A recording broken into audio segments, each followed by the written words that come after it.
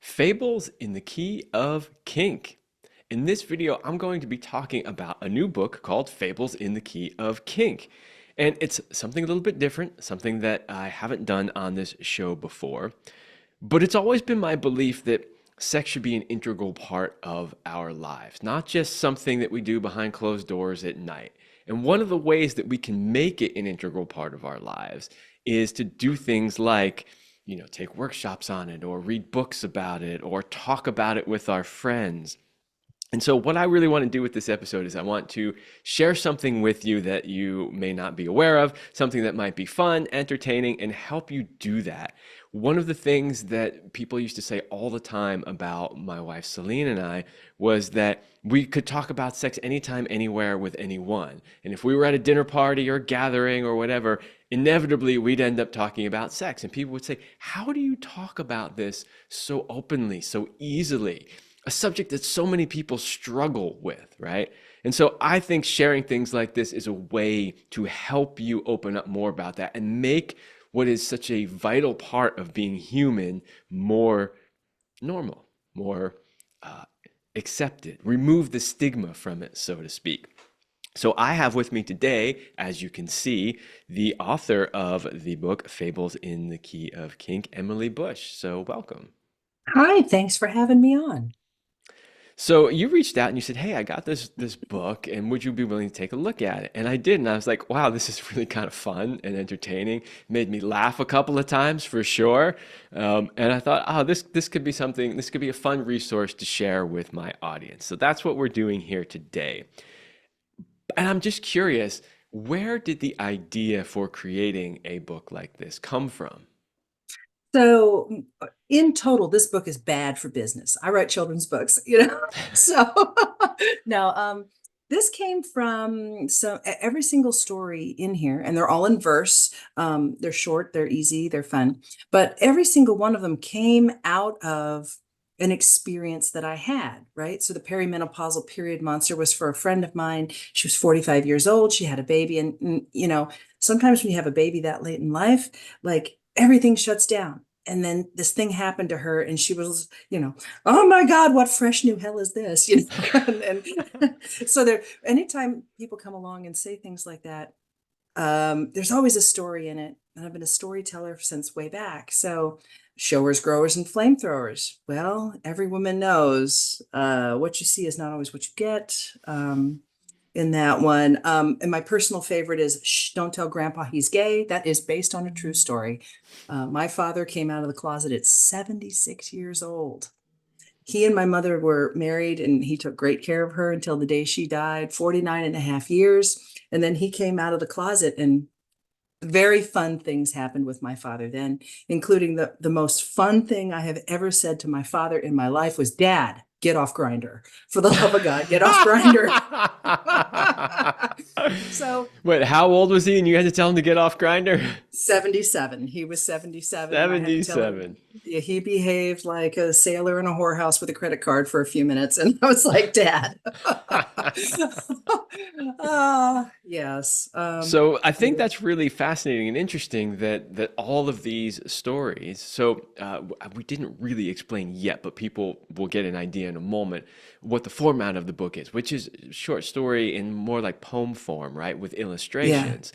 And what is really interesting is that these are all things that actually happened to you in real life in some way, as you just Yeah. shared with us. So that Yeah. makes it even more of an interesting subject. Yeah. And So I live a sex positive life. I have two children who are now adult and almost adult. And it's always been a thing where we just kind of say, we're not going to hide these things. It's kind of important that you understand about it. We want you to have a happy and healthy life, and sex is a big part of that. And so we didn't give them anything that they weren't ready for, but we've always made it known. If you have questions, or if you need supplies, or if someone needs, I stock a lot of things around the house because I work with an LGBTQ plus nonprofit that I started for my son. who was 12 at the time. And he said, Mom, where are the pride things in our hometown? And there were none. So that's how I accidentally became the chairperson of Lilburn Pride. But I mean, all of these things happening, it's like pro love, pro sex, pro stuff you need. Let's see if we can get it all in one place.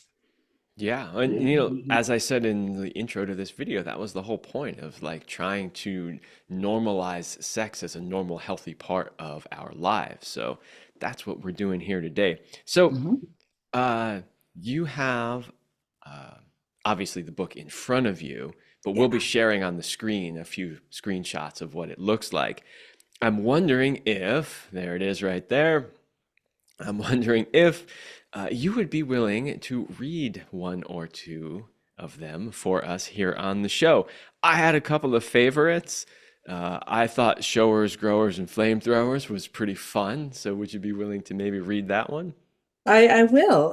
So showers, growers, and flamethrowers, of course, comes out of the idea of surprise, that's what's in his pants. And I'll tell you, this is a picture book for adults. And remember how much we all loved picture books as kids. We'd check out 15 of them at a time from the library. So this one has, remember those old comic books where there was a map and you could follow the map through the little adventure there? Well, the illustrator I have for this, one of my colleagues, his husband, makes maps in his spare time for D&D games. And so he made this one for me when I asked, and he was tickled. And I didn't know he was going to put these little comments on the map, right? Would like adjust your way through pitch a tent field and stuff like that, cross Prick Creek and X marks the spot beneath Cock Rock. Anyway, so that was really fun. Through his whole, and there's more. So showers, growers, and flamethrowers. Here we go. It's a game of 3-card Monty. It's find the lady, but with a man, it's a risk and it's a gamble what you find within his pants. Will it be that he's a shower? What you see is what you get. Perhaps you'll find that he is a grower and you ain't seen nothing yet. A shower is as he presents, the cock's always on display. A grower is a schlong condensed, so it's never in the way. One can't rely on old wives' tales, big hands, big feet, big nose. If at first sight he disappoints, all hope's not lost, who knows? Until he gets to full erection, one can never be too sure. Beware the awkward misdirection, then seek out his true allure. If Goldilocks were seeking Dick, she'd know to try them all. Not any tally does the trick. Who wants too big or small? When breadth and girth are found just right, soon making it her favorite, its daytime sizing matters shite, 'cause nightly he will change it. Unless, of course, his type is boy, a whole different situation. And all the thought of trouser toy is now her consternation. No matter how fine a cock he has or how perfect it may be, if frauding is his favorite task, she's barking the wrong tree. We speculate on whom to date, showers, growers, flames. Until the date they finally mate, there can be only claims. The proof is in the peen, it seems, when it stands at full attention, finding there the stuff of dreams or nothing worth a mention. Race or use or habitat, in truth, it matters not. It's a crapshoot of the genes that determines what he's got. Spin the wheel and take a chance. This could be a lucky day. What is found upon first glance won't be how it stays. Right there is a universal truth that all ladies know.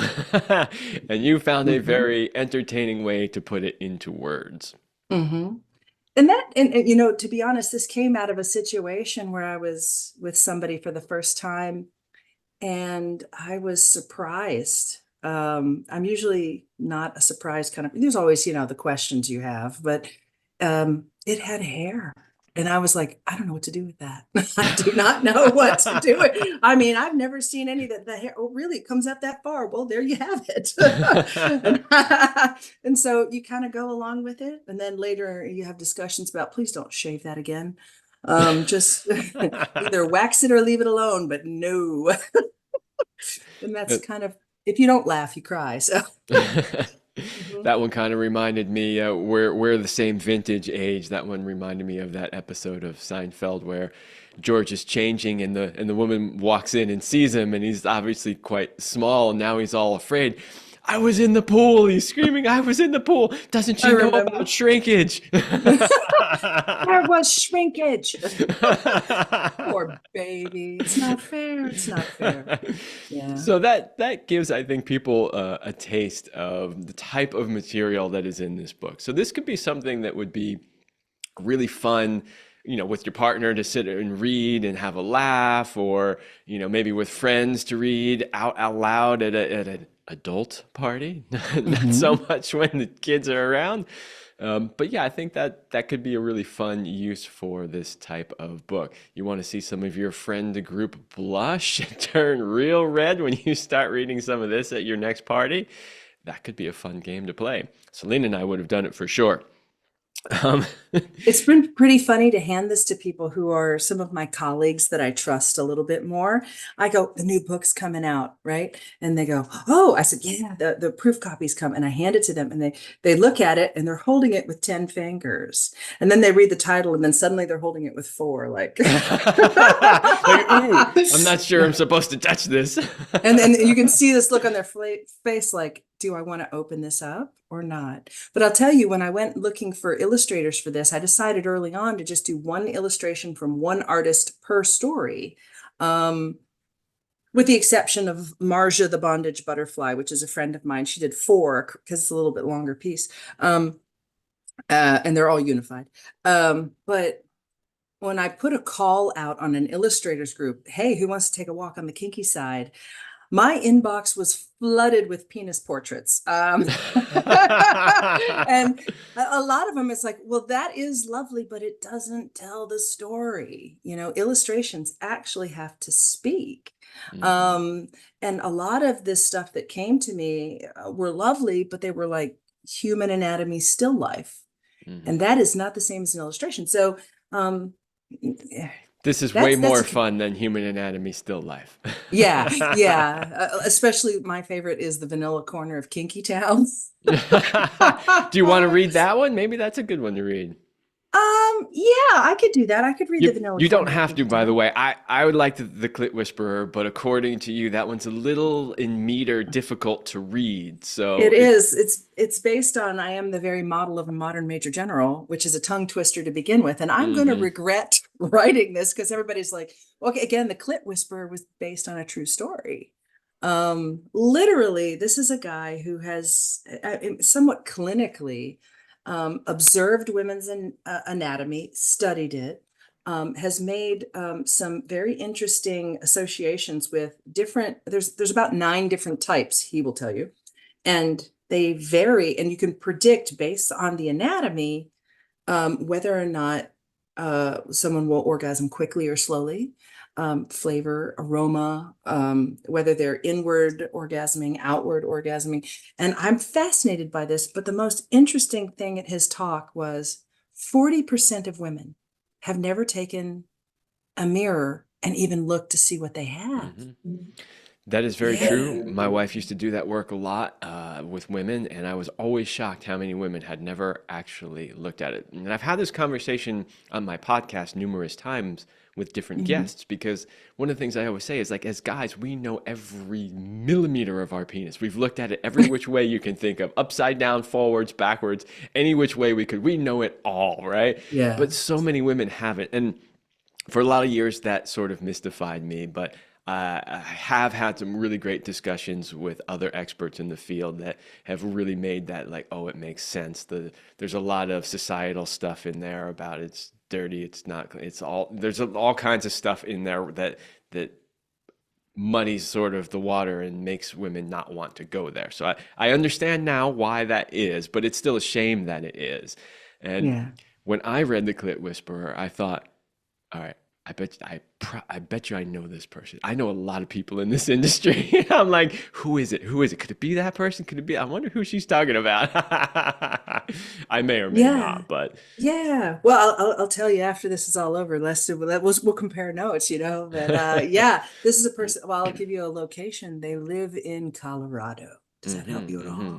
Well, I don't know So, necessarily know where they all live, but I'll oh, say okay. also that his sort of science around the Hmm. uh, vulva reminds me a lot of Kadoshka. I don't know if you're familiar with Mm, Kadoshka. It's a Native American sexual system yeah. where they actually do type both men's and women's genitals. Yeah, and I have seen the women's thing, and it was an addendum piece to what he was talking about. He gave them all names, like this one's Jennifer, and this one's, like not their names, but like, kind Yeah. of gave them very approachable names, which I think was really great. But this guy, yeah, I mean, literally, I had been broken up with at a convention, and I was crying when I answered the door because we knew each other, right? And his wife was with him. I was crying when he answered the door, and like less than 20 minutes later screaming out, right? Because of, and again, he was clothed, he was this whole, this whole system, and I was like, wow, that, for as clinical as his approach is to this, that was great. I don't care how clinical it was. I had a great time. So, yeah. So, yeah. Okay. So, the Clit Whisperer. And again, these are apologies to Gilbert and Sullivan. So, this one's a little rougher. So, cut me some slack, people. You've just joined the Slack Cutters Union. Good job. All right. The Clit Whisperer. He walked into the room with 2 suitcases and a detailed plan. He unpacked his tools, his lube, his gloves, and with a grin, he then began. World renowned, the specialist is quite the vulva serviceman from Colorado Springs down to the darkest far off Yucatan. With all the tips and tricks he knows, his super long attention span. He's like a noble samurai with matched Hitachis in each hand, which is true.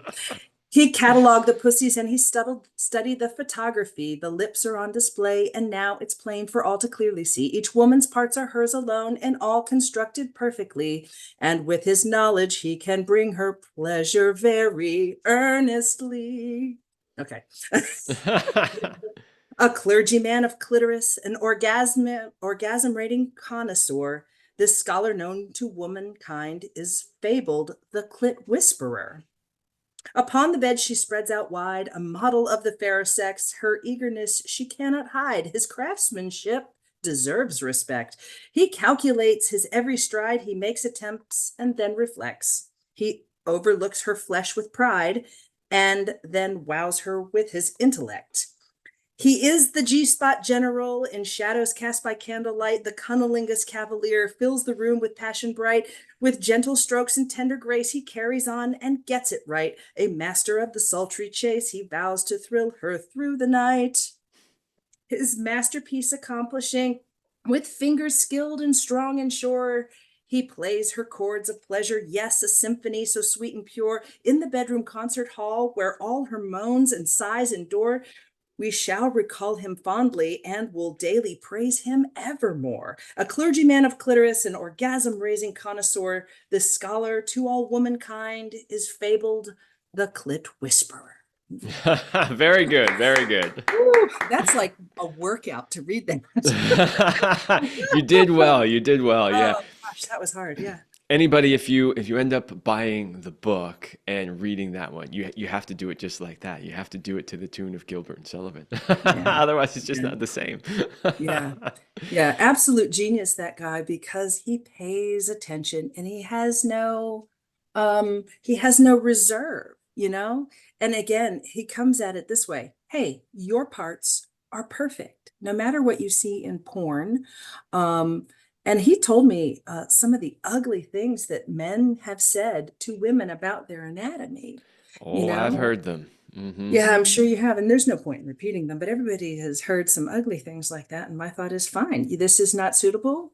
Find a better. Be gone. So yeah. Absolutely. Mhm. Absolutely. Well, thank you so much for coming on and reading a little bit, telling us about your book. Where can people find it if they are interested in getting a copy of it?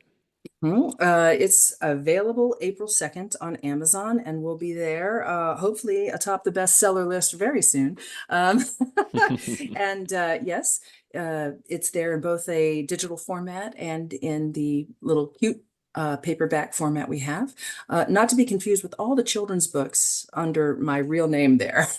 And that was one of those moments where I went, am I putting this out under my real name or not? And I went, you know what? I'm proud of it, and I'm proud of me, and I'm proud of the life that I've created. So I'm going to go ahead and say, this is mine. And I actually am really proud of the freedom I came up with to put it out there. I've been thinking about it for a long time, and I finally said, screw it.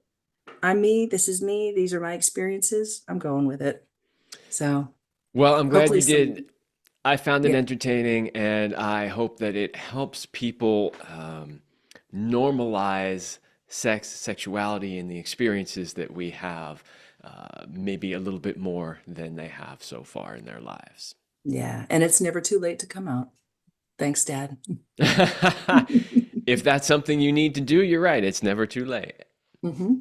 And if not, that's perfectly fine too. I just think what's most important is that people find a healthy way to express their sexuality for them, right? Yeah. And that is, it literally is a really important part of our overall being as a human being. And so to suppress it, to allow it to manifest in unhealthy, negative ways is never good. So if we can help bring people's true sexuality out and have them really embody it as part of who they are, it's going to help them and in turn help the rest of the world as well. Yep.